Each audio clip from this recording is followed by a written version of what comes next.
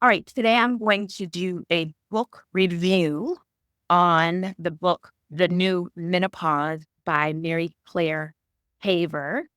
This is Robin, and this video is really for you if you are a woman over 40, especially if you're going through perimenopause and menopause. This is for you. And I'm going to talk about the book, The New Menopause, and give you some of my feedback. It's a good read if you are in this space and you are a reader and you want to know more. I read all kinds of things. I am a researcher. I am a knowledge grabber and in my craft as a nutritionist. Did I say that? I am a nutritionist for the past 16 years, going on 17 years. And I work with women specifically over 40 to make sure that we thrive in our bodies using food and nutrition. And I also help you mitigate symptoms and concerns related to menopause, perimenopause, and beyond. So I'm always going to bring you resources that can support you. This book, The New Menopause, it's worth a read. There are two issue that I have with it. So I'm going to explain it. And I never want to be, I'm not a person that wants to be critical, but I'm just going to put it out there. The book is great, has really useful information. So the two issues I have when it comes to getting our hormones checked, which I recommend because if you're going through this space and there's all kinds of symptoms that go along with it beyond what the hot flashes and the things that are common, there's a lot that's underneath that. And in order to know what to do, we have to check under the hood. We have to get our hormones checked comprehensively in order to know what to do. And there's different ways to check your hormones. There is blood, there's urine, and there's saliva. And I'm going to tell you what is said in the book. So when you go to your traditional doctor, conventional medicine, and you ask for your hormones checked and you're using your insurance, there is a limit to what you can ask for. Therefore, there is a limit to the information that you're going to receive. Is that good or bad? You be the judge. There are other ways to get your hormones checked that you have to pay out of pocket for. There's a test called the Dutch test, and that uses urine. And so in the book, the author says, poo-poos, I use the word poo-poo, the Dutch test. So she said there is no medical society that recommends this test, and there's no data that supports using the test. So I would say that the medical society wouldn't recommend this test because it's outside of what that industry is going to pay for. The big pharma and the healthcare system is a big convoluted system with checks and balances and all kinds of things going on. I never want this to be a conversation between functional medicine and conventional medicine. Functional medicine is more on the looking at the root cause and the whole body of a person, whereas conventional medicine are more looking at symptoms and maybe putting a Band-Aid on that or trying to rectify those symptoms. And I believe in both. I believe that we can be best served by having our conventional doctor and also a functional medicine doctor. So with that being said, when you go to your traditional doctor, they're not going to offer you the Dutch test because they don't pay for that. And if you want the Dutch test, you have to pay for it out of your pocket, and perhaps it can be expensive. But what it shows is a more comprehensive picture of your hormone. It tests beyond your sex hormones. It looks at your cortisol. It looks at your thyroid in a very comprehensive way, which again then makes it more of a holistic, comprehensive test, and it can go a little deeper.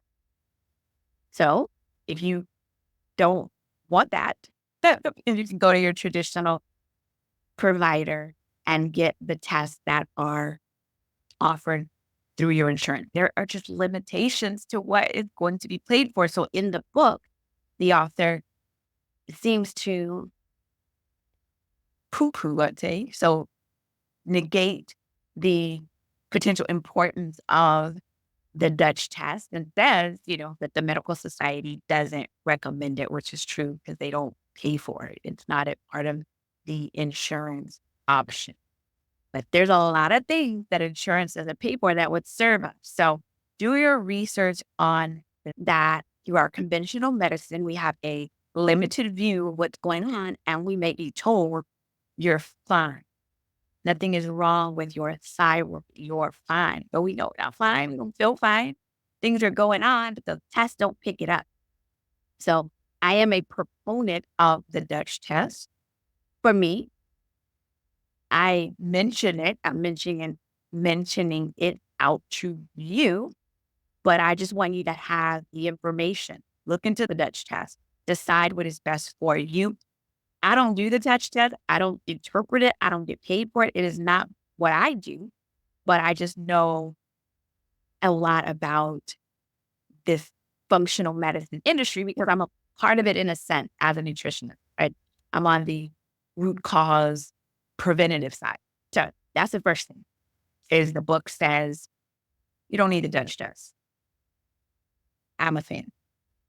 And then the second part of the book that I'm questioning or I'm not so comfortable with is the idea of, okay, so when you get hormones, you get bioidentical hormones or synthetic hormones, the different types. And there are some hormones that are FDA approved. The FDA, Food and Drug Administration, says, yeah, these are okay. You can use them. And then there are others that are not FDA approved that are what does that mean? You go to a pharmacy, a compounding pharmacy. So they are mixing a variety of chemicals or drugs based on you and creating a customized formula for you. So whatever's going on in your body with your hormones, they're creating a customized formula for you. Those wouldn't be FDA approved because they're a concoction of a formula.